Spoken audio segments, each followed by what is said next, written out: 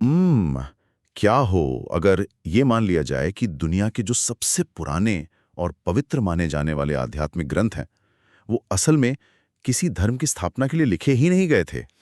ये बहुत ही दिलचस्प सवाल है। मतलब अगर वो धर्म के लिए नहीं थे तो फिर उनका असली मकसद क्या था? एग्जैक्टली क्या ये संभव है कि जिन्हें हम आज बस पूजा पाठ के नियम या धार्मिक उपदेश समझते आए हैं वो वास्तव में हमारी चेतना को हैक करने के मैनुअल हों? वाओ, चेतना को हैक करने के मैनुअल। हाँ, मतलब हमारे न्यूरोलॉजी को रिवायर करने और हमारे दिमाग के सबसे उलझे हुए हिस्सों को सुलझाने के बहुत ही उन्नत तरीके। बिल्कुल, और आज हम इसी नजरिए से एक बहुत ही खास स्रोत पर बात करने वाले हैं, है ना? बिल्कुल। आज की हमारी इस गहन चर्चा का केंद्र बिंदु एक ऐसा ही दस्तावेज है। ये अध्यात्म को बस एक विश्वास की तरह नहीं देखता, बल्कि उसे विशुद्ध विज्ञान की कसौटी पर परखता है। और ये स्रोत कौन सा है? तो हमारे पास जो स्रोत है ना, वो 16 मार्च 2026 का एक मुरली विश्लेषण है। इसका शीर्षक है the alchemy of consciousness and the divine cycle. बहुत ही गहरा टाइटल है, द एल्केमी ऑफ कॉन्शियसनेस, है ना। और मैं शुरुआत में ही ये बिल्कुल साफ कर दूं कि हमारी इस पूरी चर्चा का उद्देश्य किसी भी धार्मिक या राजनीतिक विचारधारा का समर्थन करना नहीं है, बिल्कुल भी नहीं। बिल्कुल, हम यहाँ किसी धर्म का प्रचार नहीं कर रहे हैं। सही बात है। इसके बजाय हम राजयोग और चेतना से जुड़ी इन प्राचीन अवधारणाओं को समझने की कोशिश करेंगे, और वो भी आधुनिक विज्ञान, मनोविज्ञान और सिस्टम्स थियरी के चश्मे से। और यही दृष्टिकोण ना इस पूरे विषय को एक अलग ही स्तर पर ले जाता है। वो कैसे? मतलब जब हम इन प्राचीन विचारों से धर्म का वो जो आवरण होता है ना, उसे हटा देते हैं और उन्हें विशुद्ध मानव मनोविज्ञान के रूप में देखते हैं, तो कई नई परतें खुलती हैं जो सीधे हमारी आज की लाइफ से जुड़ी हैं। कहा गया था, बल्कि ये समझने के बारे में है कि वो ज्ञान हमारी आज की उलझी हुई जिंदगी के लिए एक ब्लूप्रिंट कैसे बन सकता है। बिल्कुल सही कहा। ये दस्तावेज चेतना की इंजीनियरिंग को समझने का एक बहुत ही दिलचस्प खाका पेश करता है। तो चलिए इस खाके की पहली परत को खोलते हैं। हाँ बिल्कुल, कहाँ से शुरुआत होती है इसकी? स्रोत की शुरुआत में ही ना एक बहुत ही स्पष्ट और कड़ा निर्देश दिया गया है। उसमें लिखा है, देह के सब धर्म त्याग, आत्म अभिमानी भव, मामेकम याद करो। देह के सब धर्म त्याग। हाँ, अगर इसे हम बिल्कुल सरल भाषा में डिकोड करें तो इसका मतलब है कि शरीर और इस दुनिया से जुड़ी अपनी सारी पहचानों को पूरी तरह से छोड़ दो और खुद को केवल एक चेतन ऊर्जा या आत्मा के रूप में देखो। एग्जैक्टली। इसे समझने के लिए मैं एक एनालॉजी देता हूँ। मैं सोच रहा था कि इसे कैसे आसानी से समझा जाए। हाँ, एनालॉजी से चीजें जल्दी समझ आती हैं, बताइए। मान लीजिए कि इंसान की जो भी सांसारिक पहचाने हैं ना, जैसे मैं एक बहुत सफल वकील हूँ, या मैं बहुत अमीर हूँ, या मैं एक असफल इंसान हूँ, या मैं फला देश का हूँ, या मेरी ये जाति है। बिल्कुल, ये सब ना एक बहुत भारी और मोटे विंटर कोट की तरह हैं। भारी विंटर कोट। हाँ, हम इंसान इस भारी कोट को हर समय पहने रहते हैं। गर्मियों हो सर्दियों, हम इसे उतारते ही नहीं हैं। हम इसके इतने आदी हो चुके हैं। सही कहा, हम इसके इतने आदी हो गए हैं कि सोते समय भी इसे उतारना भूल जाते हैं और बस इसके बोझ तले दबते जाते हैं।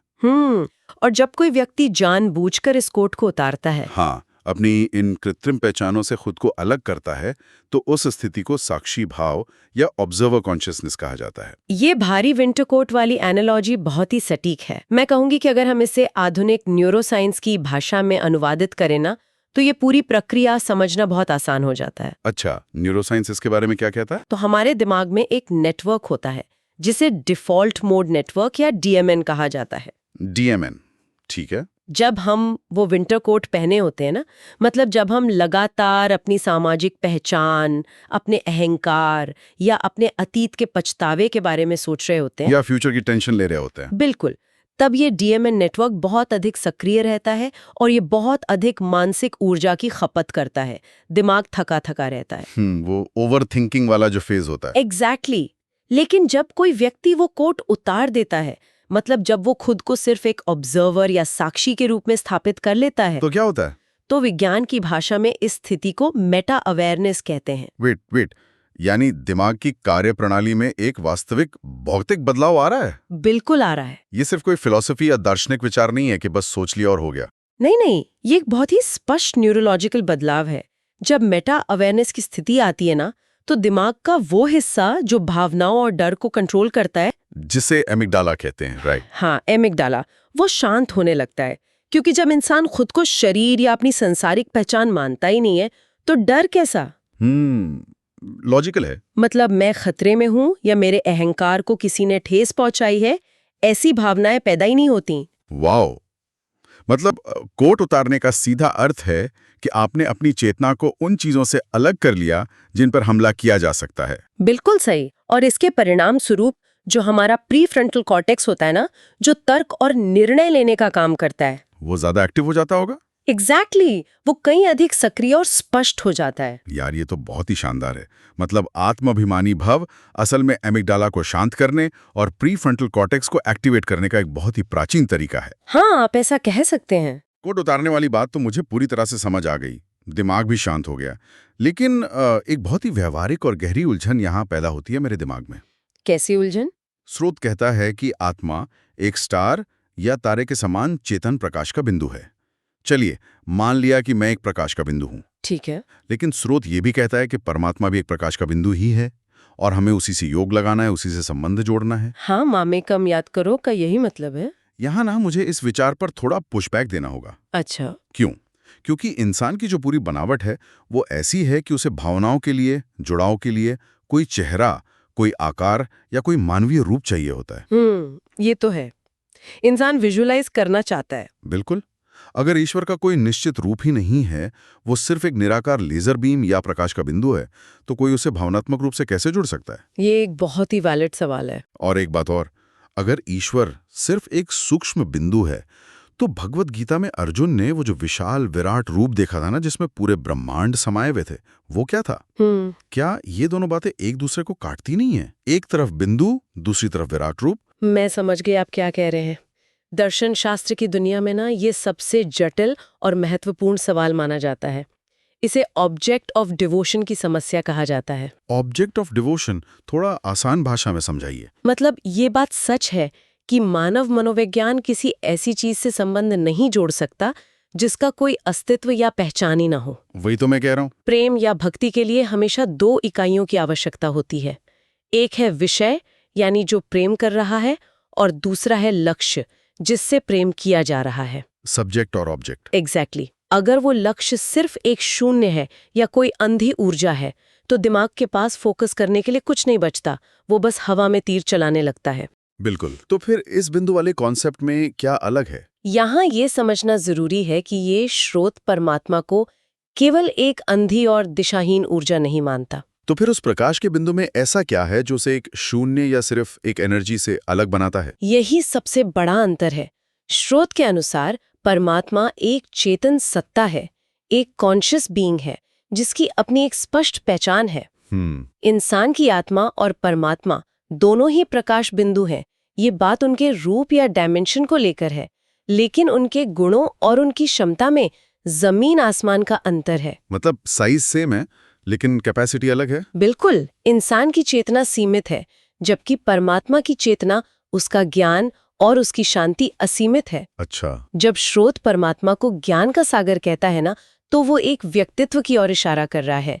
बिना शारीरिक रूप के भी एक चेतन व्यक्तित्व हो सकता है। वाह, ये एंगल तो मैंने सोचा ही नहीं था। और वो विराट रूप वाली बात? हाँ, अर्जुन के विराट रूप को भी इसी संदर्भ में समझा जा सकता है। विराट का अर्थ शारीरिक रूप से विशाल होना नहीं है। तो फिर क्या है? वो ज्ञान, वो दृष्टिकोण और वो चेतना इतनी विशाल और असीमित है कि इंसान का जो सीमित दिमाग है ना, वो उसे एक साथ प्रोसेस ही नहीं कर सकता। ओहो, मतलब डेटा ओवरलोड हो गया। एग्जैक्टली। वो विराट रूप असल में उस असीमित चेतना के अनुभव का एक रूपक या मेटाफर है, कोई फिजिकल बॉडी नहीं। ये तो एक बहुत ही अलग और फ्रेश दृष्टिकोण है। यानी संबंध किसी भौतिक चेहरे से नहीं जोड़ रहा है, नहीं, बल्कि उस चेतन सत्ता की असीमित फ्रीक्वेंसी के साथ जोड़ रहा है। ये तो कुछ ऐसा हो गया जैसे हम रेडियो को एक बहुत ही स्पष्ट और असीमित सिग्नल वाले स्टेशन पे ट्यून कर रहे हो। ठीक इसी तरह से। बहुत अच्छी एनालॉजी दी आपने। और इसीलिए ना एक भक्त उस निराकार सत्ता को भी परमपिता या कोई और संबंध देकर पुकार सकता है। क्योंकि वो सत्ता सुन सकती है। हाँ, वो सुन सकती है, समझ सकती है और प्रतिक्रिया भी दे सकती है, भले ही उसके पास कोई बायोलॉजिकल शरीर न हो। क्या बात है। अब एक और सवाल आता है दिमाग में। पूछिए। तो अगर आत्मा मूल रूप से इतनी शुद्ध, शांत और प्रकाशवान है और उसका कनेक्शन भी इतने असीमित ज्ञान और शांति के स्रोत से हो सकता है, तो फिर इस दुनिया में हमारे मानव जीवन में इतना दुख, तनाव और पतन क्यों है? इस पूरी परफेक्ट और आदर्श स्थिति में गड़बड़ कहाँ होती है? स्रोत इसका उत्तर बहुत ही कड़े शब्दों में देता है। क्या कहता है? वो कहता है कि काम यानी लास्ट या डिजायर आत्मा का सबसे बड़ा महाशत्रु है। डिजायर। अगर मैं इसे आज के मॉडर्न लाइफस्टाइल और मनोविज्ञान से जोड़कर देखूं ना, तो ये अंतहीन इच्छाएं बिल्कुल जंक फूड खाने जैसी हैं। हाँ, या सोशल मीडिया पर वो एंडलेस स्क्रोलिंग करने जैसी। एग्जैक्टली। जब हम इन इच्छाओं के आगे घुटने टेकते हैं तो उस पल तो बहुत मजा आता है, एक अजीब सी संतुष्टि मिलती है, लेकिन वो बहुत टेम्पररी होती है। इस खोखलेपन के पीछे की जो जीव विज्ञान और मनोविज्ञान की व्याख्या है ना, वो बहुत ही दिलचस्प है। अच्छा, साइंस क्या कहता है इस बारे में? जब हम इच्छाओं या काम की बात करते हैं तो आधुनिक न्यूरोलॉजी में हम सीधे तौर पर डोपामाइन रिवॉर्ड सिस्टम की बात कर रहे होते हैं। डोपामाइन, जो हैप्पी हार्मोन होता है? नहीं, यही तो सबसे बड़ी गलतफहमी है। डोपामाइन कोई खुशी का रसायन नहीं है। अच्छा, तो फिर क्या है? ये प्रेरणा और इच्छा का रसायन है, मोटिवेशन और क्रेविंग। इवोल्यूशनरी बायोलॉजी के अनुसार ये सिस्टम इसलिए बना था ताकि इंसान भोजन तलाशने या जिंदा रहने के लिए मेहनत करे। सर्वाइवल के लिए जरूरी था। बिल्कुल। लेकिन आज की आधुनिक दुनिया में क्या हो रहा है? चाहे वो अनियंत्रित भौतिक सुख हो, डिजिटल दुनिया का वैलिडेशन हो या कोई भी लत हो, वो इस डोपामाइन सिस्टम को बुरी तरह से हाईजैक कर लेते हैं। एकदम सही। यानी हमारा दिमाग उन चीजों के लिए दौड़ रहा है जो वास्तव में हमारे किसी काम की नहीं है, लेकिन दिमाग को लग रहा है कि उनके बिना हम जी नहीं पाएंगे। एग्जैक्टली। और जब ये सिस्टम बार बार ओवर स्टिम्युलेट होता है ना, तो दिमाग का जो बेसलाइन स्तर है वो गिर जाता है। मतलब नॉर्मल चीजों में मजा आना बंद हो जाता है। हाँ, इसे मनोविज्ञान में एनहेडोनिया कहा जाता है, यानी सामान्य चीजों में खुशी महसूस करने की क्षमता का खत्म हो जाना। व्यक्ति लगातार एक खालीपन महसूस करता है और उसे भरने के लिए और अधिक तीव्र उत्तेजनाओं की तलाश करता है, और यही चक्र चलता रहता है। तो स्रोत में जब काम को सबसे बड़ा शत्रु कहा गया है, तो वो किसी धार्मिक पाप की बात नहीं कर रहा है? बिल्कुल नहीं, वो इसी न्यूरोलॉजिकल पतन की बात कर रहा है। क्या बात है! मतलब जब राजयोग विकारों पर विजय या आत्मनियंत्रण की बात करता है, तो वो असल में इस डोपामाइन सिस्टम के डिटॉक्स की बात कर रहा है। हाँ, आप इसे एक स्पिरिचुअल डोपामाइन डिटॉक्स कह सकते हैं।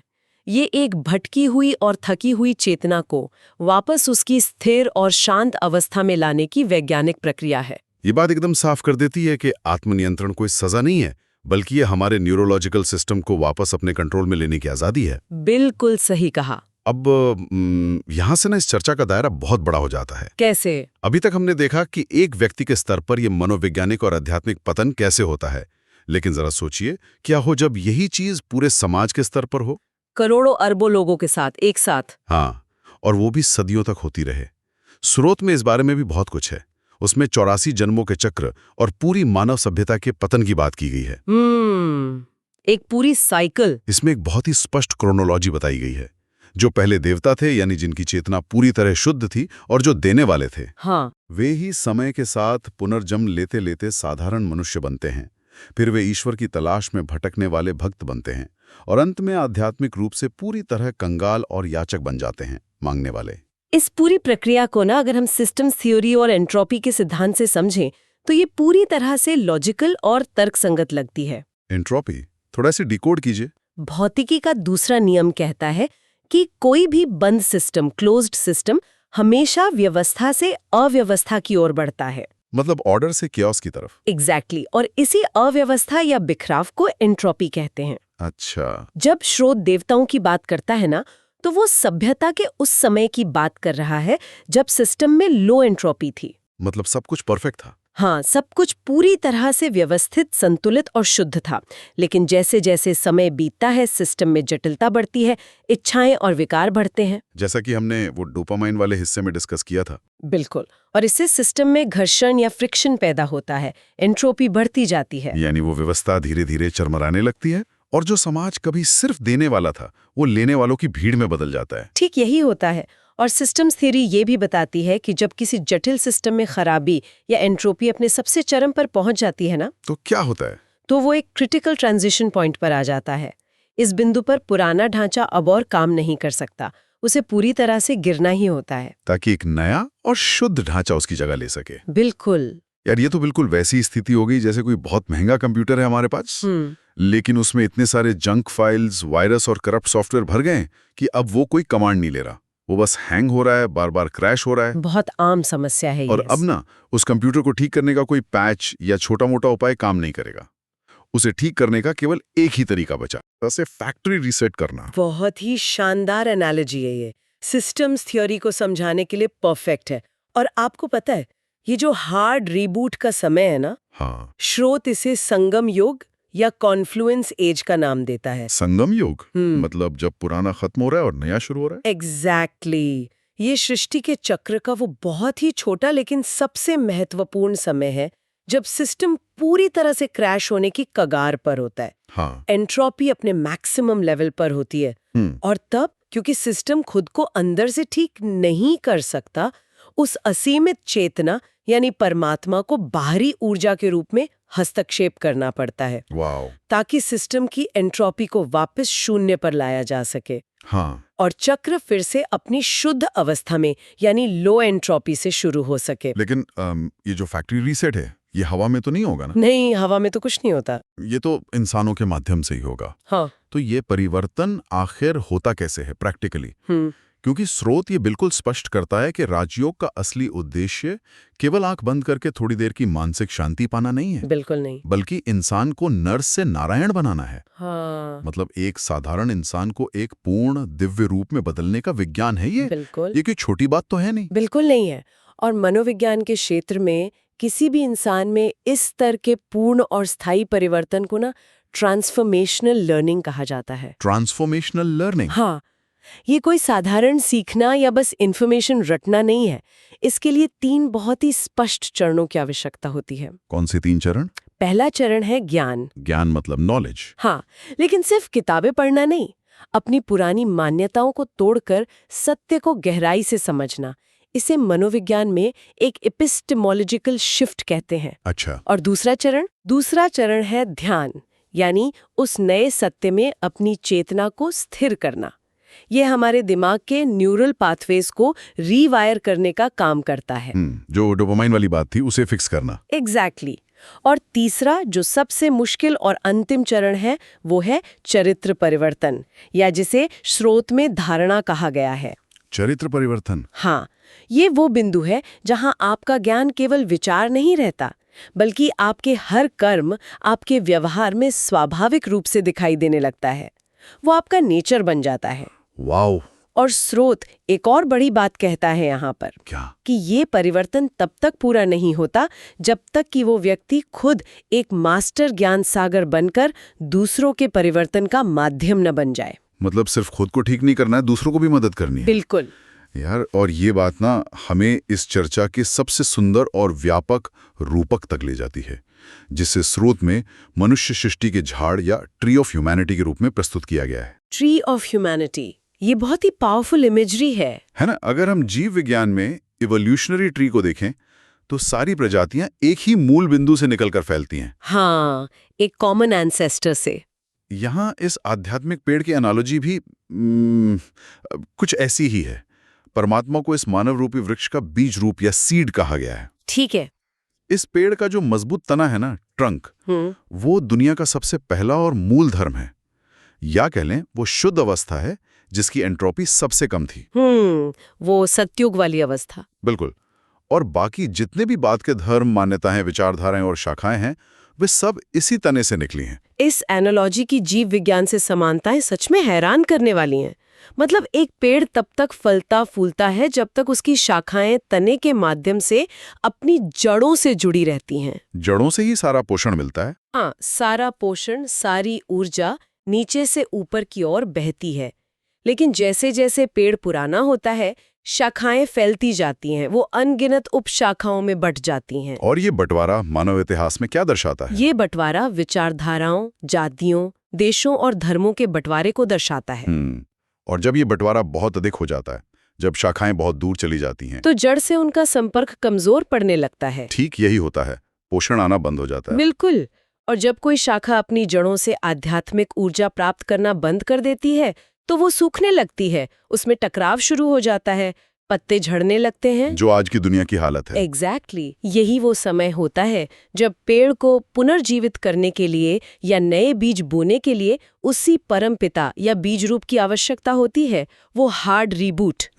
ये एनालॉजी ये दिखाती है कि कैसे दुनिया भर की इतनी विविधता होने के बावजूद हम सब मूल रूप से एक ही स्रोत से जुड़े हुए हैं। बिल्कुल, हम सब उसी एक पेड़ की शाखाएं हैं। तो इस पूरी विस्तृत और गहन चर्चा का निष्कर्ष क्या निकलता है? आप ही बताइए। अगर हम इस पूरे दस्तावेज में बिखरी हुई इन जटिल मनोवैज्ञानिक, आध्यात्मिक और वैज्ञानिक अवधारणाओं को ना एक बहुत ही सरल से सूत्र में समेटने की कोशिश करें, एक इक्वेशन की तरह। हाँ, एक इक्वेशन, तो वो कुछ ऐसा दिखेगा।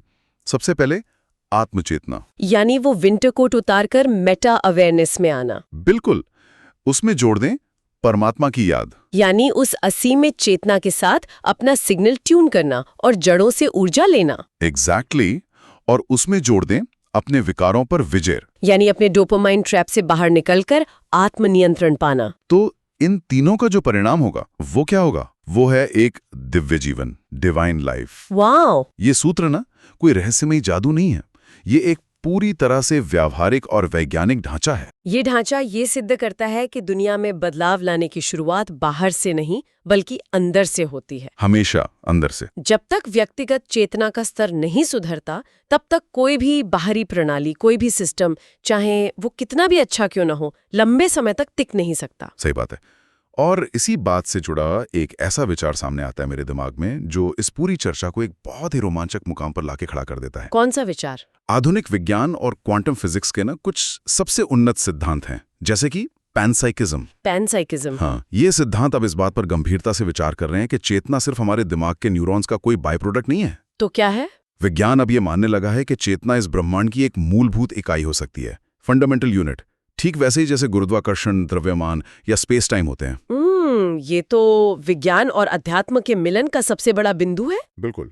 अब सोचिए, अगर ये सच है, अगर चेतना ही वास्तविकता का आधार है, तो एक बहुत ही गहरा सवाल पैदा होता है। क्या सवाल? जब कोई व्यक्ति व्यक्तिगत स्तर पर अपनी चेतना को शुद्ध करता है, अपना वो अहंकार का विंटर कोट उतारता है और राजयोग के माध्यम से मेटा अवेयरनेस प्राप्त करता है, तो क्या वो केवल अपने व्यक्तिगत जीवन का तनाव कम कर रहा होता है, या फिर क्योंकि चेतना पूरे ब्रह्मांड में एक नेटवर्क की तरह जुड़ी हुई है, जैसे पैनसाइकिज्म कहता है? हाँ, तो क्या वो व्यक्ति अनजाने में ही सही पूरी मानव जाति के इस क्रैश हो चुके सिस्टम को रीबूट करने का एक महत्वपूर्ण हिस्सा बन जाता है? ओ गॉड, गूज़बम्प्स। क्या एक अकेले इंसान की शुद्ध चेतना पूरे ब्रह्मांड की ऊर्जा के समीकरण को प्रभावित कर सकती है? ये एक ऐसा विचार, एक ऐसा सवाल है जो किसी के भी सोचने के नजरिए को पूरी तरह से बदल सकता है। बिल्कुल। और ये सवाल ना कोई अंतिम उत्तर नहीं मांगता, बल्कि ये उस दिशा की ओर इशारा करता है जहां विज्ञान और आध्यात्मिकता एक हो जाते हैं, दोनों मिलकर एक ही सच्चाई की तरफ देख रहे हैं। एग्जैक्टली। तो ज्ञान के इन अनसुलझे रहस्यों और चेतना की इस कीमियागरी पर हमारी आज की ये चर्चा यहीं समाप्त नहीं होती। बिल्कुल नहीं। विचार का ये सिलसिला जारी रहना चाहिए। हम उम्मीद करते हैं कि आप भी इस सवाल पर जरूर विचार करेंगे। तो मिलते हैं अगली बार एक और गहरी चर्चा के साथ।